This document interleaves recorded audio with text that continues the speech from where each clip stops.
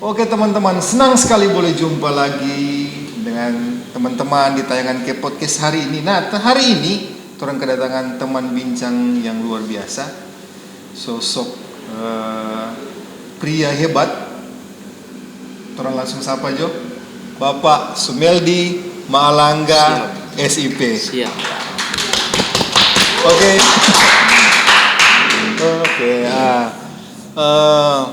Senang sekali. Kita panggil ketua juga, Kang. Siap. Soalnya dari dulu terbiasa Iya. ketua. Toh, kalau mau panggil Bapak Sumeldi sebentar sama Ke bapak-bapak. jarak. Iya, Kang. Ketua juga, Kang. Siap. Supaya Ketua, boleh oke. mudah. Nah, betul. Oke, ketua. Sehat. Puji Tuhan sampai dengan hari ini tetap sehat dan dalam penyertaan dari Tuhan kita Yesus Kristus. Bahagia. Selalu bahagia. Amin. Oke, kalau kita mau lihat dan ketua hari ini, kalau mau bayangkan dari yang cerita-cerita yang dulu sampai sekarang itu, kita termasuk orang yang kagum sih dengan perjalanan hidup ketua, apalagi yang ketua kan dari kecil sudah kenal, Benar. sudah Betul. teman. Iya. Tuh, kalau mau bilang sama keluarga tuh orang. Jadi sedikit banyak lah tahu lah nih perjalanan kisah hidup ketua sampai sekarang. Memang kalau orang mau pikir hebat nih. Kalau kita nih itu hebat sekali. Sampai sekarang kita masih kagum karena sekarang posisinya sebagai ASN. Sebagai aparatur sipil negara. Nah, karir paling tinggi yang paling pernah dicapai? Karir yang paling tinggi di jabatan eselon 3A sebagai Kepala Kecamatan Air Tembaga Kota Bitung. Luar biasa. Ya, jadi tapi tidak mudah kan mau sampai di situ. Iya. Tidak mudah. Di proses luar biasa kan. Iya, luar biasa. Dari nyampe langsung camat tuh. Iya. Nah, Melalui dari bawah. ya dari bawah dulu. Semua karena Tuhan. Amin. Tanggapan teman-teman yang keluarga bagaimana ketua posisi? Maksudnya mencapai itu posisi tertinggi sebagai camat itu? Ya tentunya Plus minus. melalui proses Ya. dan dalam meniti karir sebagai aparatur sipil negara tentunya ada tantangan-tantangan yang dihadapi. Lewat tantangan itu ketika kita mampu melewati dalam urusan-urusan pemerintahan sehingga tentunya pimpinan menilai dan akhirnya ketika kita mampu melewati pimpinan memberikan posisi-posisi yang lebih tinggi karena kita bisa bertanggung jawab dalam melaksanakan tugas. Inti harus tanggung jawab, Iya. Kang. Luar biasa. Di balik dari semua kesuksesan sekarang, Kang, ketua perjalanan hidup, karir, dan kita juga tahu ketua itu bagaimana. Ada cerita masa lalu yang kalau menurut kita sih memang sedih sekali. Boleh mau bagikan itu ke teman-teman? Siap, sangat boleh supaya teman-teman boleh diberkati. Jadi ketua ini lahir dari keluarga yang bapak sebagai orang tua sebagai apa dulu? Petani. Petani. Iya. Jadi petani, latar belakang keluarga petani sampai jadi camat. Iya. Itu proses yang luar biasa. Tapi di balik semua kebahagiaan yang ketua miliki sekarang, ada cerita masa lalu yang kalau for kita lumayan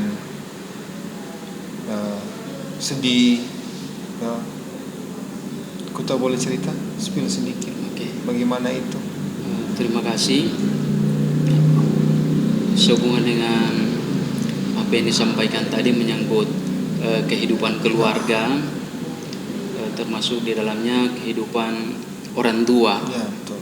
Jadi latar belakang kehidupan saya boleh ada sampai hari ini tentunya tidak terlepas dari latar belakang perjalanan kehidupan khususnya keluarga di mana saya dibesarkan dari orang tua, termasuk dalam kehidupan keluarga ekonomi lemah, karena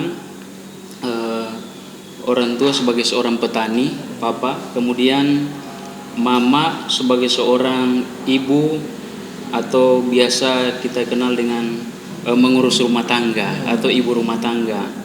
Dan dalam perjalanannya waktu, dalam kehidupan keluarga, saya kehilangan sosok seorang ayah, karena Tepatnya di usia tepatnya di usia 10 tahun. Waktu itu saya berada di kelas 2 SD. Iya, betul. dalam usia 10 tahun. Padahal saya dengan Pak Andre atau Bung Andre ini usia sama ya, kelahiran tahun 86. Karena orang tua saya sebagai seorang petani, karena kesibukan sebagai seorang petani, sehingga memang sejak kecil kami tidak tinggal di kota. Ketika saya mengenal dunia ini, saya terekam di memori saya, itu tidak berada tinggal di kota, tetapi kami tinggal di kebun, di lokasi pertanian, di kebun tempat ayah saya bekerja. Artinya jauh dari penduduk. Ya, di perkebunan itu hanya ya sekitar 1 atau 2 rumah untuk tetangga di sebelah. Jadi ketika saya menyadari ketika berada dalam kehidupan di dunia ini bukan di tempat yang mewah, tetapi saya mengenal dunia ini, bahkan terekam di dalam pikiran saya berada di atas roda, ya, roda petani untuk mengangkut bahan-bahan atau roda sapi. Ya. Jadi ketika saya mengenal dunia ini, pertama kali yang terekam adalah saya berada di atas roda sapi, dan ayah saya yang membawa sapi ini, dan saya ada di atas roda, dan itu terekam. Kemudian ketika sudah masuk usia sekolah, dari kami tinggal di kebun, akhirnya orang tua memutuskan untuk tinggal di BLK, di belakang BLK.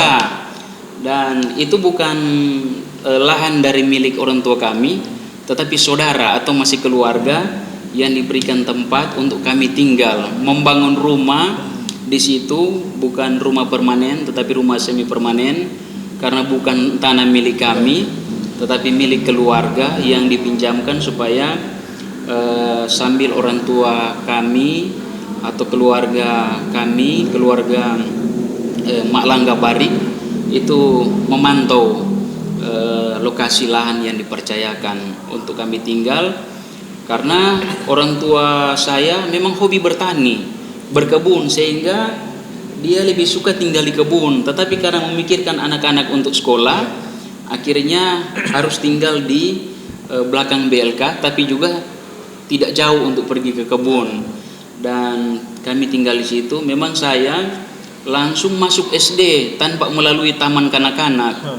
Ketika masuk SD kelas 1, memang saya agak kebingungan karena guru sudah menyampaikan huruf-huruf, saya belum tahu huruf, karena dari tinggal di kebun kemudian langsung ke sekolah, dan akhirnya diajar di sekolah SD. Karena SD Impres 675 Madidir sangat ketat untuk mau kasih lulus anak sekolah, sehubungan saya tidak tahu membaca. Waktu itu akhirnya saya ketinggalan 2 tahun di kelas 1. Jadi waktu ayah saya meninggal, saya berusia 10 tahun tapi masih di kelas 2 karena ada ketinggalan sekolah karena faktor belum tahu membaca, karena faktor kami tinggal di kebun. Jadi itu. Dan latar belakang sebagai seorang petani, akhirnya pada tahun 1996, tepatnya pada tanggal 9 Mei, itu suatu peristiwa yang sangat menggoncangkan kota Bitung, bahkan menggoncangkan keluarga kami, termasuk juga media-media nasional itu memberitakan peristiwa yang terjadi di Kota Bitung, dan TV-TV nasional itu datang di Kota Bitung termasuk mewawancarai kami, saya bersama dengan Mama, karena terjadi pembunuhan sadis, yaitu pembunuhan yang boleh dikatakan termasuk pembunuhan berencana, dan untuk proses pembunuhan ini dikategorikan sadis karena tubuh dan kepala itu harus terpisah. Itu Iya. Dan Papa. iya, itu adalah ayah saya, ya. Itu yang terjadi. Kemudian waktu itu kelas berapa? waktu itu masih kelas 2 SD, iya, umur 10 tahun. Itu Lydia, Ning Eva, so ada belum? Saya memiliki 2 orang adik. Adik yang nomor 2 berusia 3 jalan 4 tahun. Nomor 2 7 jalan 8 tahun. Kemudian yang paling bungsu 3 jalan 4 tahun. Jadi Iya. Dan ibu saya berusia 29 tahun waktu itu. pada waktu itu. Waktu peristiwa pembunuhan sadis yang terjadi, di mana ayah saya harus meninggal dunia karena dibunuh oleh pelaku. Ya, yang juga pelaku ini kami anggap adalah bagian juga keluarga kami, karena ketika pelaku ini belum menikah, mereka tinggal bersama dengan kami di rumah kami, dan ketika dia sudah akan menikah, dia memutuskan untuk dia akan membangun keluarga dan tidak akan tinggal bersama, dan kami termasuk ayah saya mempersilahkan untuk yang bersangkutan, sehingga karena begitu dekatnya antara kami dengan pelaku ini, seringkali kami memanggil Om, ya, baik saya maupun adik-adik saya.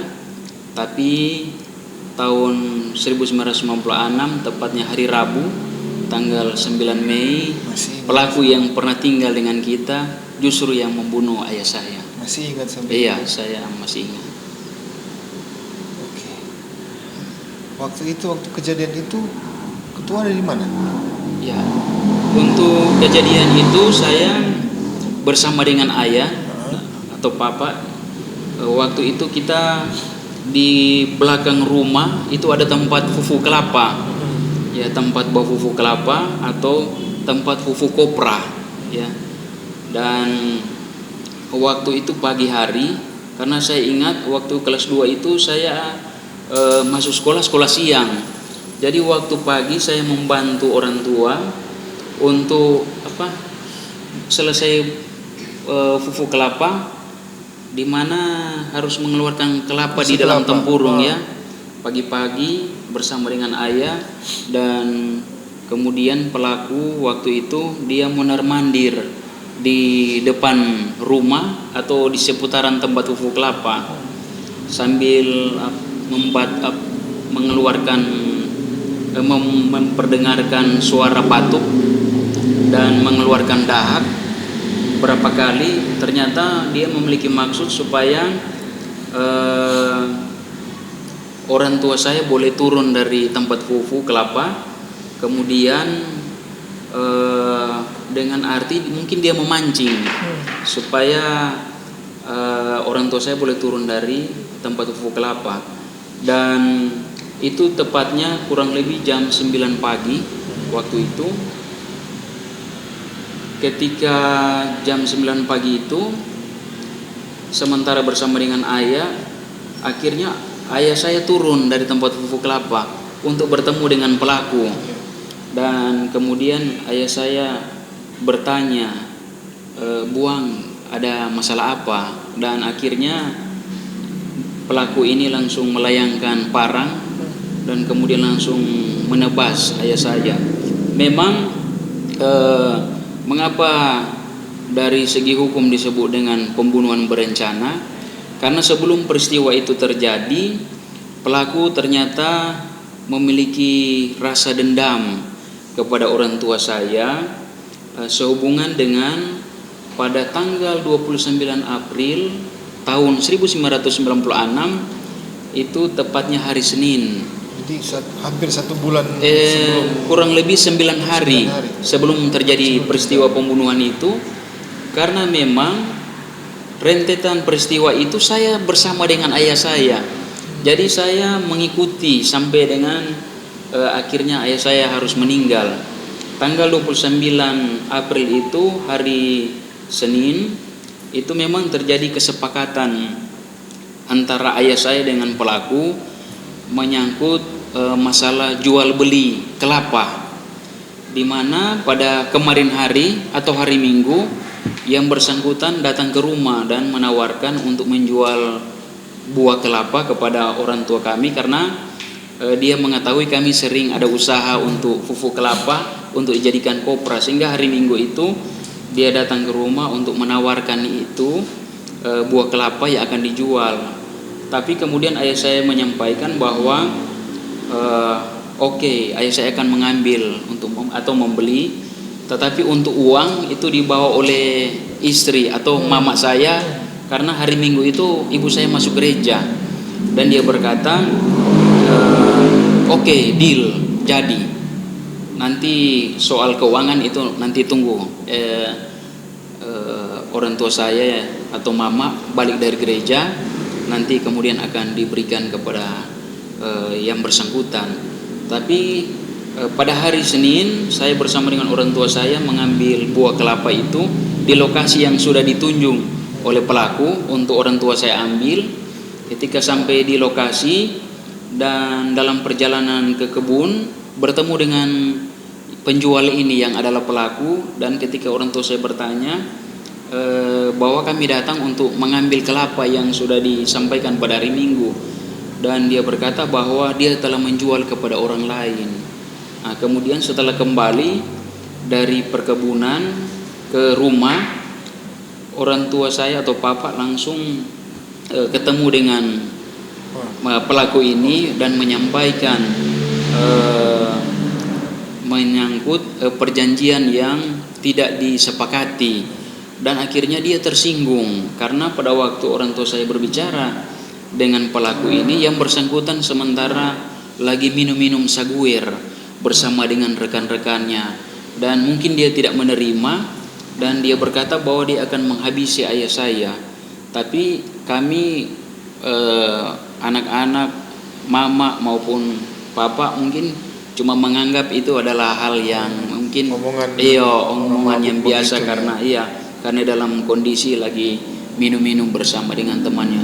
Tapi 9 hari kemudian setelah peristiwa itu, ternyata menurut kesaksian dia sudah melakukan persiapan untuk melakukan pembunuhan berencana, termasuk yang bersangkutan mulai mengasah parang dan sebagainya.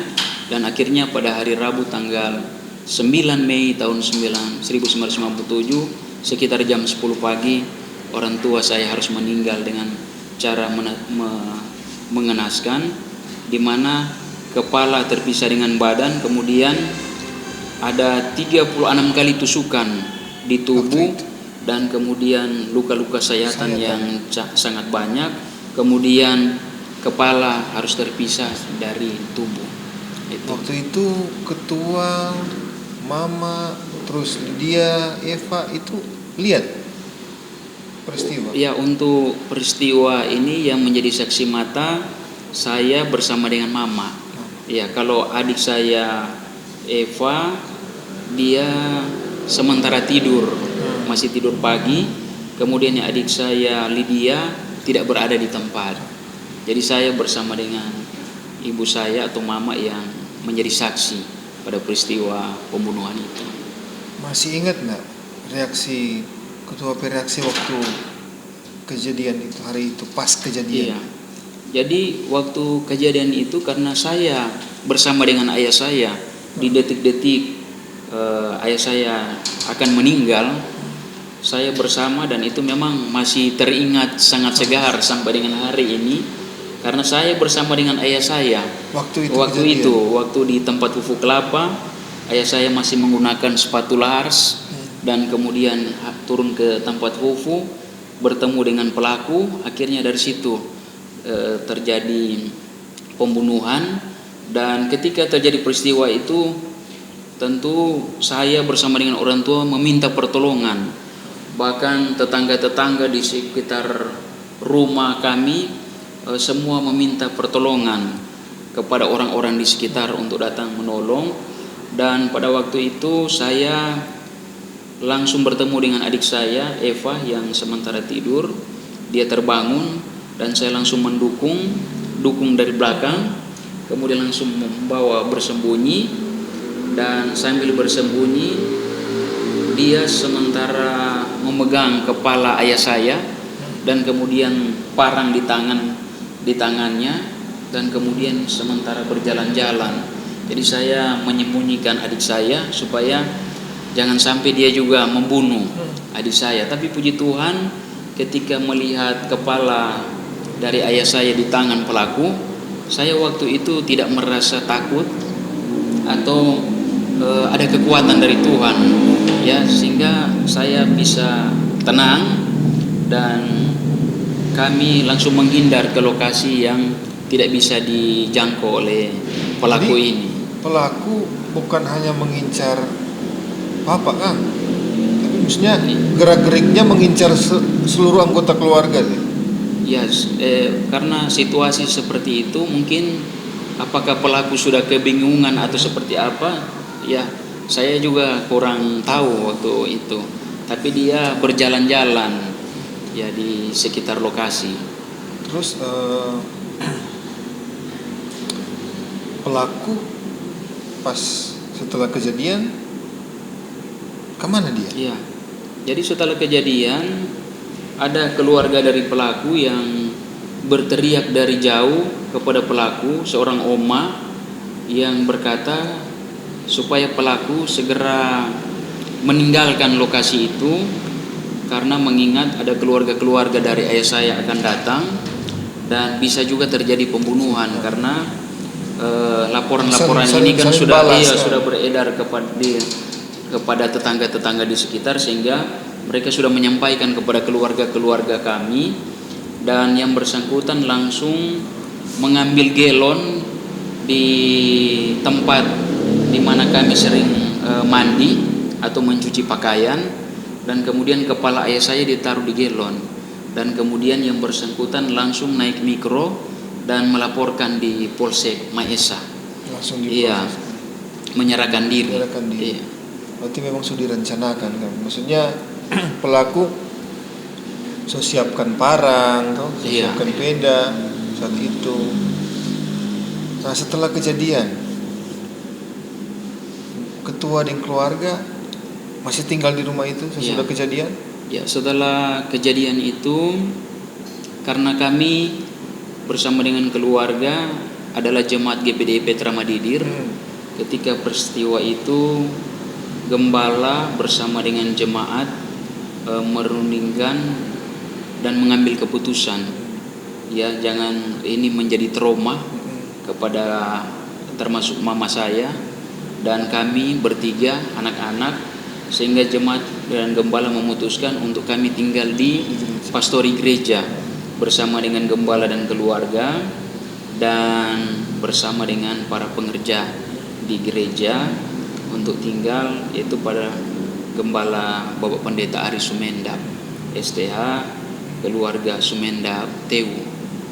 Waktu itu, waktu masih kecil ini, waktu SD, ketua ada dendam enggak? Untuk memang untuk rasa dendam ini memang secara pribadi saya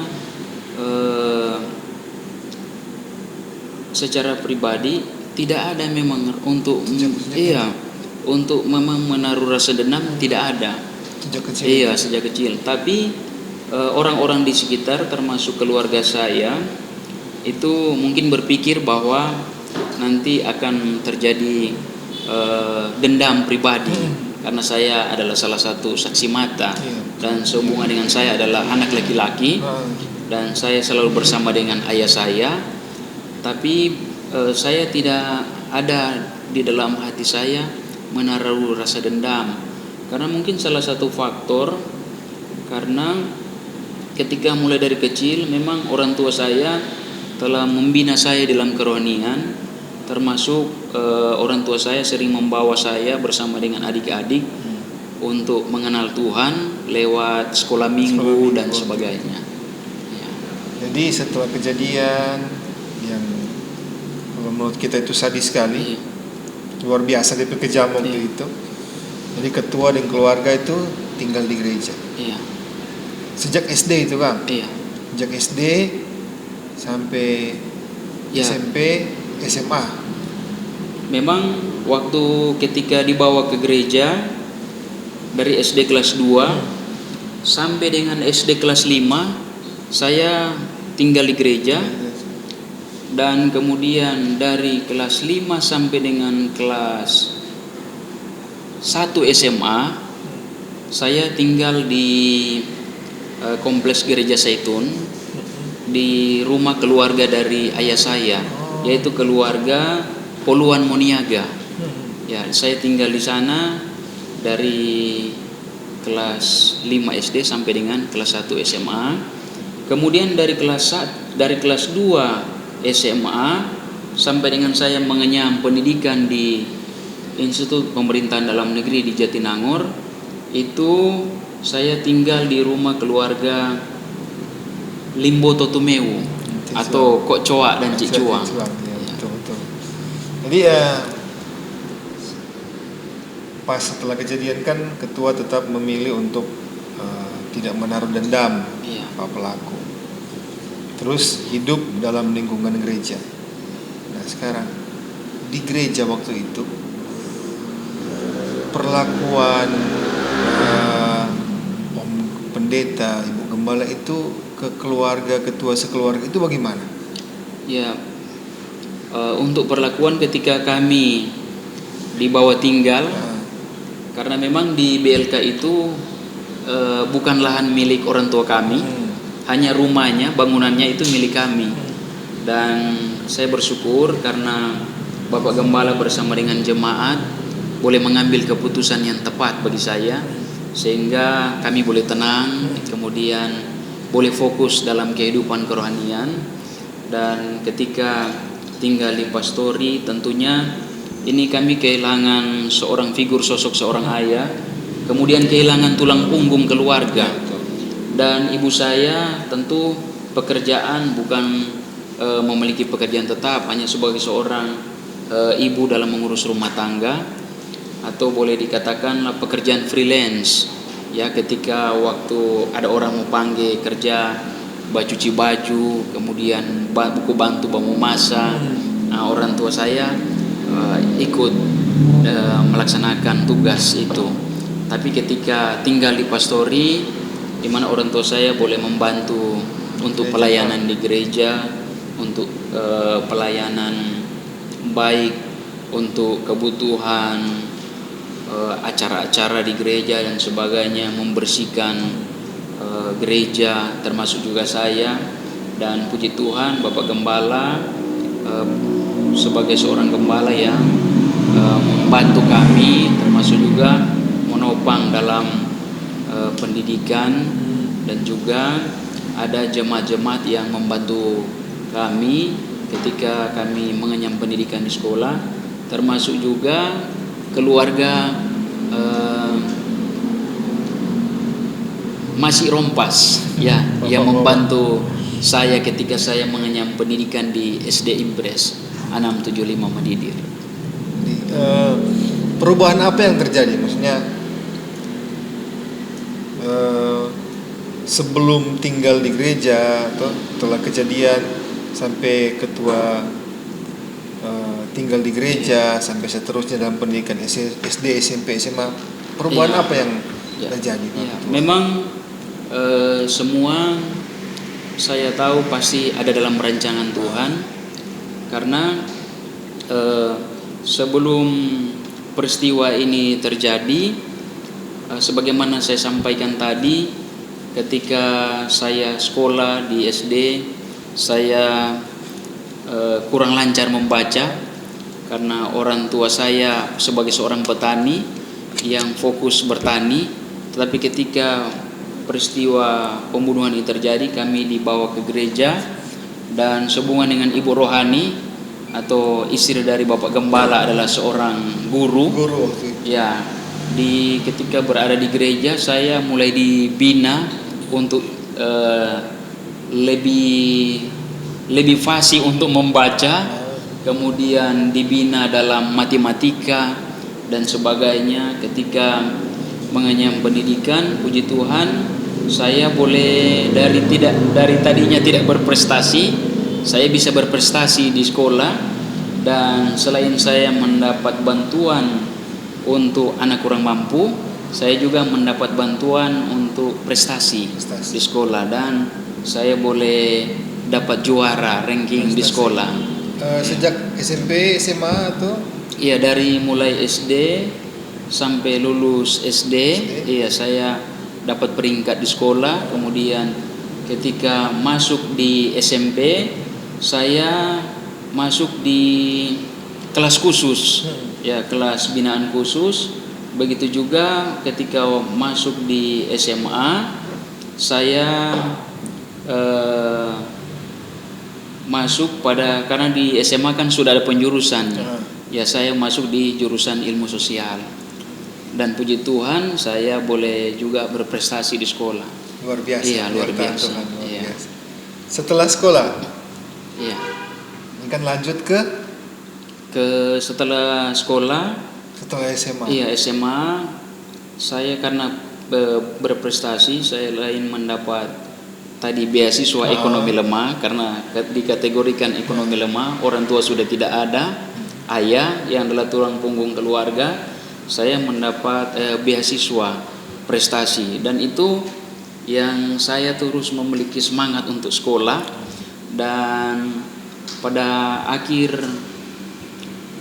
karena saya lulus di SD itu tahun 2000, kemudian lulus SMP tahun 2003, dan lulus SMA tahun 2006. Dan setelah tahun 2006 itu, puji Tuhan, berkat Tuhan yang bagi manusia tidak mungkin, saya bisa lulus di sekolah IPDN, Institut Pemerintahan Dalam Negeri. Waktu itu lokasi di Jatinangor, Jawa Barat.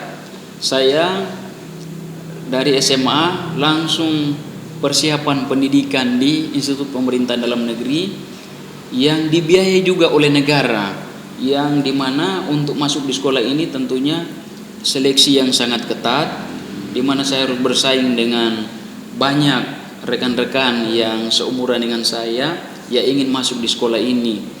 Dan puji Tuhan saya boleh lulus, itu semua juga karena kemurahan Tuhan. Amin. Jadi pas lulus dari sana sampai IPDN IPDN berapa tahun pendidikan? Dia memang pendidikan di sana 4 tahun. Tapi karena saya masuk ada program akselerasi untuk percepatan, sehingga saya menyelesaikan 3 tahun. 3 tahun pendidikan di luar biasa.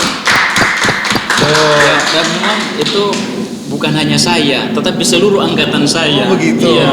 Jadi semua program akselerasi. Iya, untuk program percepatan. Itu luar biasa. Perjalanan kan dari kejadian itu SD, SMP, SMA sampai IPDN. Memang kalau mau pikirkan orang awam pikirkan anak seorang petani bisa sampai di IPDN. Nah, paling kan sebenarnya di film-film kan. Anak seorang petani, ibu mengurus rumah tangga. Kemudian jalurnya saya tidak tahu untuk mau masuk di IPDN. Tapi Tuhan memakai teman saya yang adalah orang tuanya adalah pegawai negeri, dan teman saya ini yang memberitahukan kepada saya untuk formulirnya mau ambil di mana. Dan dari teman saya ini Tuhan memakai dia, dan saya bisa berada di IPDN. Nah, jadi setelah lulus di IPDN langsung balik ke Bitung atau? Ya, karena waktu itu programnya ketika dikirim ke Jatinangor adalah utusan dari Kota Bitung, sehingga dari Pemda Kota Bitung yang membiayai saya. Maka ketika saya menyelesaikan pendidikan, saya kembali ke Kota Bitung langsung untuk mengabdi di Kota Bitung. langsung menjadi pegawai negeri sipil. Prosesnya bagaimana itu? Ya. Maksudnya jabatan pertama sampai bisa ke Oh iya. terakhir ke jadi jabatan tertinggi jadi camat itu apa Ketika dulu? saya selesai pendidikan di IPDN pada tahun 2009, sekitar bulan September, dari September ke Desember saya langsung ditempatkan di BKD, Badan Kepegawaian Daerah Kota Bitung, dan dari BKD saya mulai bertugas menjadi panitia seleksi penerimaan calon pegawai negeri sipil Kota Bitung yang diadakan oleh pemerintah Kota Bitung untuk penerimaan rekrutmen pegawai baru. Dan pada bulan Januari tahun 2010 saya dipercayakan menjadi sekretaris lurah di Kelurahan Madidir Weru, Kecamatan Madidir, Kota Bitung. Dan setelah menjadi sekretaris lurah, saya ditarik di bagian tata usaha pimpinan pemerintah Kota Bitung untuk menjadi staf di ruang wakil wali Kota Bitung pada waktu itu, diperbantukan di bagian tata usaha pimpinan pemerintah Kota Bitung yang dipekerjakan di ruang wakil wali Kota Bitung. Dan setelah itu saya diturunkan di wilayah menjadi kepala Kelurahan Madidir Unet, Kecamatan Madidir, Kota Bitung. Salah pas di muka gereja. Iya, pas di muka gereja GPDIP Tara Madidir yang juga membentuk karakter dan iman serta keyakinan untuk tetap berharap kepada Tuhan.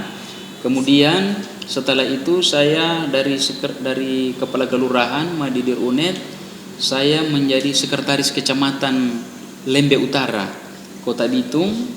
Dari sekretaris kecamatan Lembe Utara, Kota Bitung di Pulau Lembe, saya dimutasi menjadi sekretaris kecamatan Air Tembaga. Kemudian setelah itu saya melaksanakan tugas, saya dipercayakan menjadi kepala kecamatan Air Tembaga, Kota Bitung, membawahi 10 kelurahan dengan kurang lebih 28.000 jiwa atau 28.000 penduduk yang ada. Dan saat ini saya boleh dipercayakan juga menjadi kepala bidang rehabilitasi sosial pada Dinas Sosial Kota Bitung. Wow, luar biasa perjalanan. Makanya itu dari awal kan saya bilang tuh Pak Ketua, kalau mau lihat dari latar belakang itu proses Tuhan luar biasa Pak Ketua. Di mana ada terjadi pembunuhan, terus sudah tidak tahu mau bikin apa karena kepala keluarga enak ada, tinggal di gereja, dibina, dididik di gereja. Tapi itu luar biasa penyertaan Tuhan Pak Ketua, itu memang luar biasa. Makanya sampai sekarang kita masih kagum dengan Ketua perjalanan. Terus ada satu yang kita dengar dulu, pernah kita dengar Ketua pernah pergi Pak, tahu enggak keberadaan pelaku itu terakhir bagaimana? Iya. Jadi ketika saya sementara pendidikan di IPDN, kemudian pada tahun 2008 di mana saya melaksanakan magang dalam rangka persiapan menyusun skripsi. Dan saya magang di kantor kecamatan Madidir, Kota Bitung. Dan saya berniat untuk berjumpa dengan pelaku yang membunuh ayah saya, karena saya bertanya, ya, bagaimana keadaan itu di dalam hati saya, karena mereka menyampaikan kepada saya bahwa pelaku saat ini masih berada di dalam tahanan karena beliau mendapat hukuman seumur hidup sehubungan dengan pembunuhan berencana. Akhirnya hakim memutuskan untuk masa hukuman seumur hidup. Dan saya akhirnya pergi bersama dengan kakak dari ayah saya ke lapas di Manado, lapas Tuminting. Iya. Dan setelah sampai di sana, saya bersama dengan kakak dari ayah saya yang almarhum ke sana dan bertemu dengan sipir atau penanggung jawab lapas bahwa saya ingin bertemu dengan pelaku. Di dalam penjara dikenal dengan buang gelon. Ya, untuk pelaku ini karena dia memasukkan kepala ayah saya di dalam gelon sehingga terkenal dengan buang gelon di dalam lapas. Dan waktu datang ke penjaga lapas tanya ini siapa, ini jadi ketika datang di sana mereka sangat berhati-hati sekali karena mereka menginterogasi saya dan mereka berkata bahwa saya maksudnya tujuan apa ini untuk saya bilang saya mau bertemu dan mereka bilang ngana mau bikin apa ini nyanda mau bikin apa-apa tuh saya bilang nyanda. Dan kemudian banyak sipir-sipir penjaga-penjaga tahanan ini keluar dengan baju dinas dan mereka mengelilingi saya. Saya bilang saya hanya akan mau lihat dong karena sudah lama saya belum pernah berjumpa dengan pelaku. Dan akhirnya mereka memutuskan memanggil pelaku ini dan saya langsung bertemu dengan pelaku, tapi mereka menjaga saya. Kemudian saya berkata bagaimana kabar dan dia bilang saya baik. Kemudian dia bertanya mana mama dan adik-adik. Kita bilang saya menyampaikan bahwa ada sampai dengan saat ini ada dalam keadaan sehat dan diberkati Tuhan. Dan kemudian saya langsung memegang tangannya dan saya memeluk dia. Dan pada waktu itu dia menangis. Dia langsung menangis dan mungkin dia mengingat bahwa dia pernah tinggal bersama dengan kami dan ada rasa penyesalan ketika saya memeluk dia dan dia merasa mungkin ada penyesalan yang pernah dia lakukan. Dan saya berkata saya memanggil Om Buang. Saya berkata Om Buang, selama masih hidup masih ada harapan. Kalau orang tua saya atau ayah sudah meninggal, ayah saya yang akan bertanggung jawab apa yang dia lakukan selama hidup. Tapi Om Buang masih hidup, berarti masih ada kesempatan. Walaupun Om Buang telah membunuh ayah saya, tetapi Om Buang masih hidup, berarti masih ada kesempatan dari Tuhan untuk bertobat dan berbalik ke jalan yang sesuai dengan yang Tuhan kehendaki. Dan dia menangis dan mereka semua yang ada di situ terharu ketika mereka melihat itu. Dan memang saya tidak menaruh dendam, saya melepaskan pengampunan kuasa pengampunan itu saya melepaskan kepada Om Buang ini. Dan setelah itu dia menyeka air mata atau apa? Mengusap air mata, dia menangis.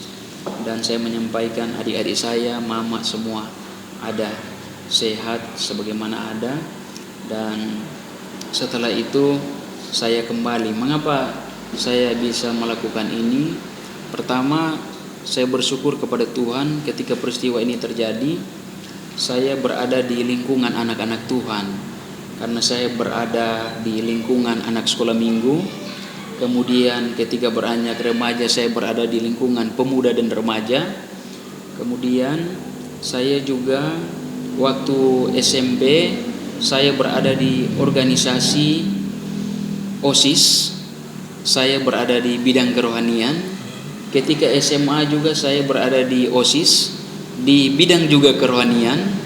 Dan ketika saya pendidikan di IPDN, saya menjadi kepala persekutuan Oikumene umat Kristen. Jadi seluruh praja IPDN yang beragama Kristen dari seluruh NKRI itu berada di bawah tanggung jawab saya. Jadi saya tetap berada dalam kerohanian. Kemudian ketika selesai pendidikan tahun 2012 saya dipercayakan menjadi ketua pemuda GPDI Petra Madidir sampai sekarang. Kemudian menjadi ketua pemuda wilayah 19 Madidir sampai dengan sekarang. Dan bekal-bekal itulah saya berada di kumpulan anak-anak Tuhan, di seputaran persekutuan anak-anak Tuhan. Itu yang membuat saya bisa bertumbuh dan saya boleh mengerti maksud dan kehendak Tuhan. Wow, praise God. Cerita luar biasa ketua. Sangat menginspirasi dari awal sampai akhir. Sampai kita seminta mau tanya apa lagi karena hampir speechless ya. Saya tidak tahu bilang apa. Karena memang makanya kita bilang ketua itu salah satu sosok yang panutan sih for kita. Karir luar biasa atau keluarga luar biasa, dari yang cuma keluarga yang biasa-biasa dulu, anak seorang petani lewat kejadian yang pembunuhan yang kejam waktu itu bisa melepaskan pengampunan, sampai waktu itu dia di penjara mengunjungi pelaku, sampai sekarang juga bisa ada, semua hanya karena kemurahan Tuhan. Amin. Tentunya saya bisa melepaskan pengampunan termasuk orang tua saya, adik-adik saya. Ya, ini semua bukan karena kuat dan gagah saya, tetapi karena Tuhan Yesus yang memampukan. Karena Tuhan Yesus berkata, murid-muridnya bertanya kepada Tuhan Yesus, berapa lama kami harus mengampuni? Dan Tuhan Yesus berkata, kita harus mengampuni sebanyak 70 kali 7 kali. Artinya untuk memberikan pengampunan itu kita harus memberikan pengampunan kepada sesama kita sebagaimana yang Tuhan Yesus ajarkan. Ya, memberikan pengampunan yang tanpa batas, yang tanpa syarat kepada orang yang telah berbuat, mungkin bagi kita telah berbuat hal-hal yang kurang baik, kurang menyenangkan. Karena ternyata di balik semuanya seperti Yusuf, ternyata di balik kesukaran yang dihadapi ada rancangan Tuhan yang indah. Buktinya sampai dengan sekarang ini saya bersama dengan orang tua saya, adik-adik diberkati Tuhan. Yang tadinya kami tidak memiliki apa-apa dan Tuhan boleh berkati, boleh ada tempat tinggal,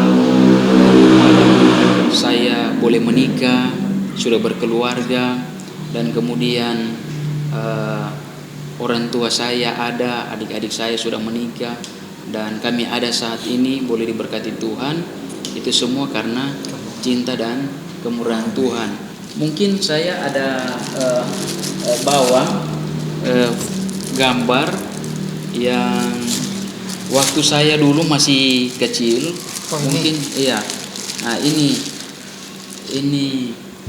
kondisi saya waktu masih kecil ya. Kamera boleh? Iya. Close up. Ini memang yang gambar ini sudah hilang, mungkin sudah kenal air, tapi ini mungkin sekilas. Jadi ini waktu berusia 10 tahun. Ya, saya. Dan ini orang tua saya berusia 29 tahun. Memang agak kurus ya. Ya, badan ini. Dan ini rumah tempat tinggal kami. Ya, ini itu dari bambu. Ya. Bambu, dari bambu, dong bilang bulu teto. Bahasa Manado bilang bulu teto. Nah, kami tinggal di sini. Dan jadi ini ya masa lalu yang boleh kita perlihatkan, dan puji Tuhan kalau hari ini ya saya ini jabatan saya tertinggi sebagai kepala kecamatan Lembaga ini bersama dengan istri bersama dengan anak-anak. Yang paling besar iya ini Nathanael Maalangga, kemudian yang kedua Jonathan Maalangga, kemudian Angelica Kristiani Maalangga, dan istri saya Anastasia Prastika Powa. Dan itulah keluarga perjalanan kehidupan yang telah Tuhan nyatakan. Jika kita berjalan sesuai dengan kehendak Tuhan, kemudian kita melepaskan pengampunan, di balik semuanya itu firman Tuhan berkata bahwa Yeremia 29 ayat 11, sebab aku mengetahui rancangan-rancangan apa yang ada padaku mengenai kamu, demikianlah firman Tuhan, yaitu rancangan damai sejahtera, bukan rancangan kecelakaan, untuk memberikan kepadamu hari depan yang penuh dengan harapan. Ketika kita berharap kepada Tuhan, di sana kita akan melihat masa depan, bahkan hari depan yang indah. Amin. Gitu. Oke, terima kasih banyak Ketua. Waktu yang luar biasa, sharing kehidupan yang luar biasa. Kita yakin orang juga berdoa sama-sama. Iya, siap. Perketua kedepannya bisa lebih sukses lagi, dipercayakan untuk karir yang lebih bagus lagi. Orang juga semua Kang mesti melepaskan pengampunan Kang, melepaskan pengampunan lewat kasih karunia Tuhan. Iya. Oke teman-teman, sekian Tompe podcast hari ini. Cerita yang luar biasa, hampir speechless dari tadi, nggak tahu mau bilang apa, karena cerita kali ini sungguh sangat menginspirasi orang semua. Tetap stay tune di Podcast, tunggu tayangan kami selanjutnya. Dah.